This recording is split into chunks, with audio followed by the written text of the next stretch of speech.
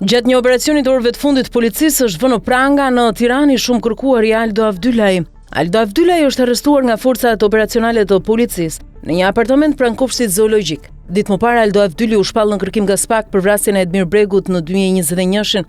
Elidon alias Aldo Avdylaj rezulton të jetë organizatori i vrasjes së Edmir Bregut, të cilit i referohet me Nofkën Maloku. Avdylaj gjithashtu ka organizuar një sër personash në ruajtjen e shënjestrës. SPAK ka zbardhur rolet që kanë patur të akuzuarit në vrasjen e Edmir Bregut. Porositësi i vrasjes është Street Avdylaj, financues dhe organizator Elidon alias Aldo Avdylaj, nipja Street Avdylit, ekzekutori Ermir Dedja, i vrarë në maj 2025. Alfred Doka, vëzhgues në terren me qëllim lokalizimin e viktimës dhe ekzekutore Nea Kuma, vëllai i deputetit Loer Kuma, kishte rolin e vëzhguesit për lokalizimin e Edmir Bregut.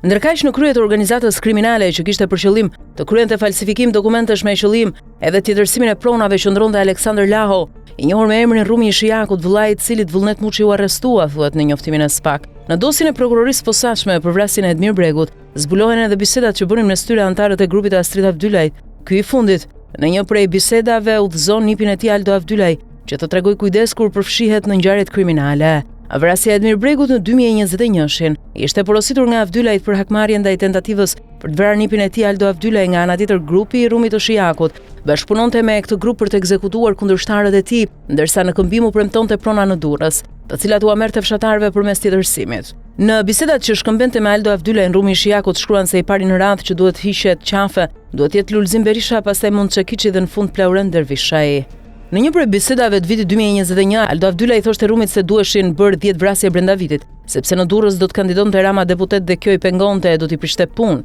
Edhe Rumi i konfirmon Aldo Avdylajt se ardhja e Ramës do të paralizonte aktivitetin e grupit të tij.